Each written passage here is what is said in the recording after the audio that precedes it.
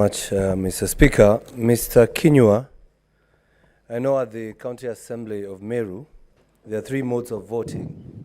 That is yes, no, or abstinence, just like the Senate and the National Parliament.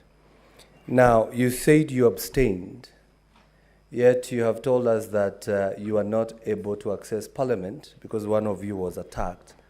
Does that mean you are able to access MERU County Assembly later before the voting done, or can you clarify on that? Now, my initial plan and that of other 9 members making it 10 was to be in the Assembly to oppose the impeachment motion. Once we couldn't get into the Assembly, that means we were absent. Maybe I've mixed up the term of being absent and abstinence.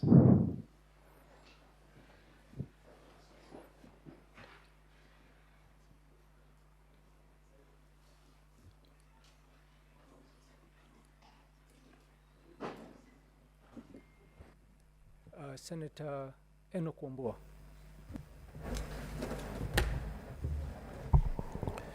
I thank you, Mr. Speaker. Mr. Speaker, I will seek 3 very quick clarifications. First is just to clarify which political party he was elected on.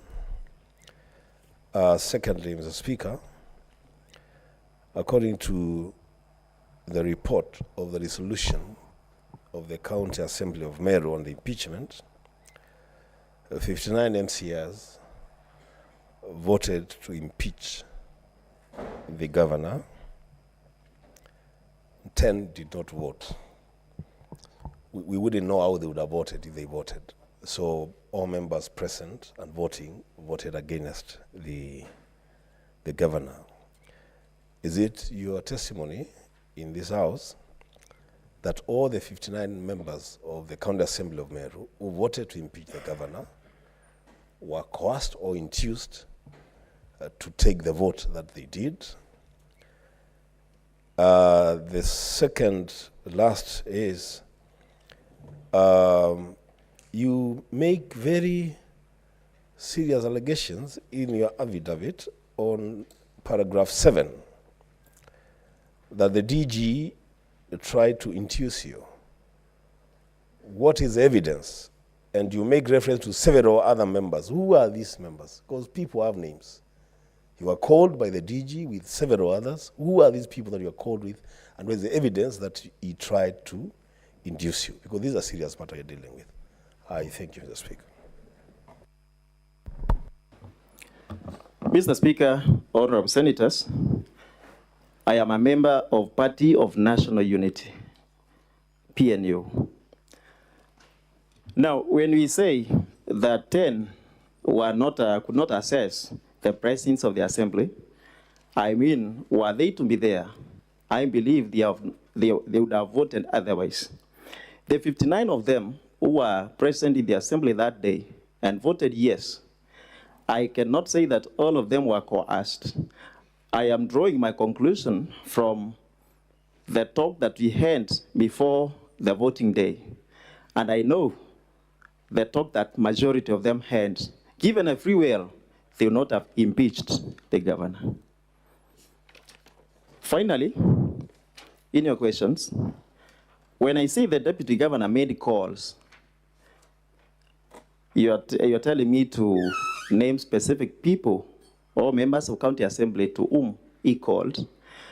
But I can assert that he called all of them in an effort to get a support from them with a promise to increase ward fund from 15 million to 30 million. Senator Samson Cherargei. Thank you, Mr. Speaker. So mine is to our good friend Mheshimiwa. Just 2 quick clarification. You have told this House that you were not able to access the county assembly. Did you report to any police station, or do you have evidence to that effect, including the phone calls? If you can table. Finally, I can see your signature is number 59. And in standing order 65.5, the MERU County Assembly standing orders is specific on what you are signing. So, and you have alluded that a number of people were given inducement to, through you, Mr. Speaker, to support this impeachment motion. Is there a possibility that you have also been given inducement to testify against County Assembly? I thank you, Mr. Speaker, sir. Thank you, Mr. Speaker, honorable senators. First, I have seen that I have OB belonging to one Honorable John Mogunathranera, MCA from MERU, who was assaulted on his way to the County Assembly of MERU. And if allowed, I can give it to this Senate, though it does not form part of my affidavit. Number two, when I talk about inducements to sign, Mr. Speaker, I know exactly what I mean. And everybody who signs was induced to do so, either through promises that one fund will be increased or through some other promises, sweet promises, in order for the members to sign.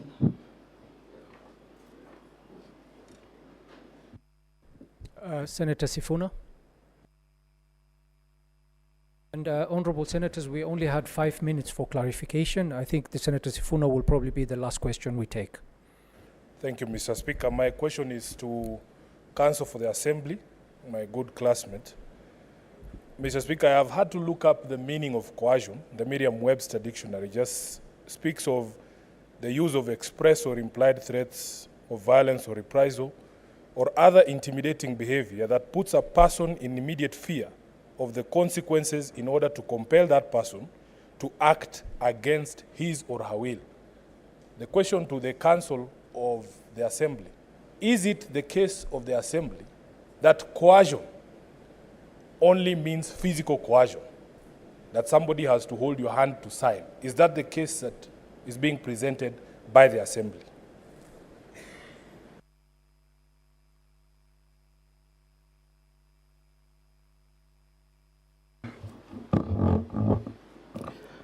Mr. Speaker, under the law, coercion is not limited to physical intimidation and physical threats.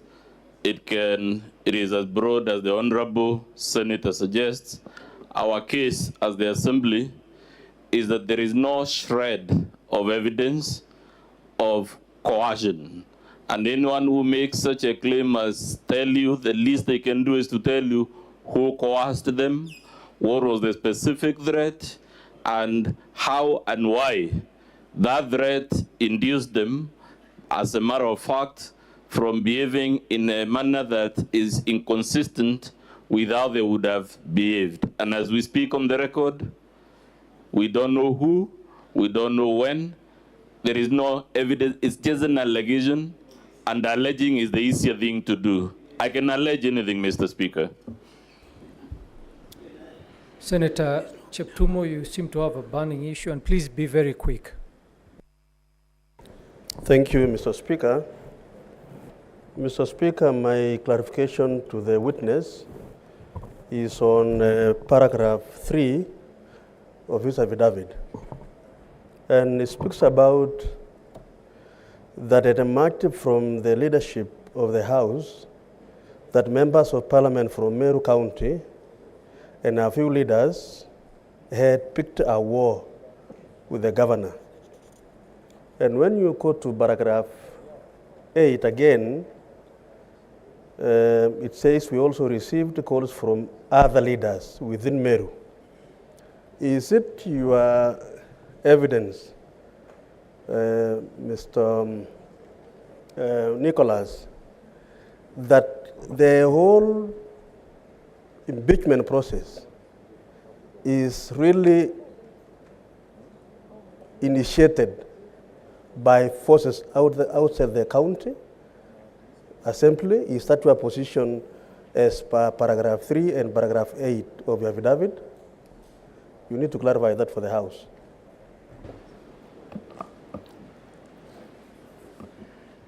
Thank you, Honorable Speaker, Honorable Senators.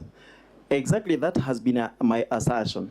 And if you look at yesterday's submission, we had a member of parliament who was standing as a witness. There can be no other proof that members of parliament were involved if we don't consider that one of them was here as a witness. Number two, there was a video of Honorable Mporo Abori, the MP for Tigania East, in meetings all over the county, inciting residents against the governor.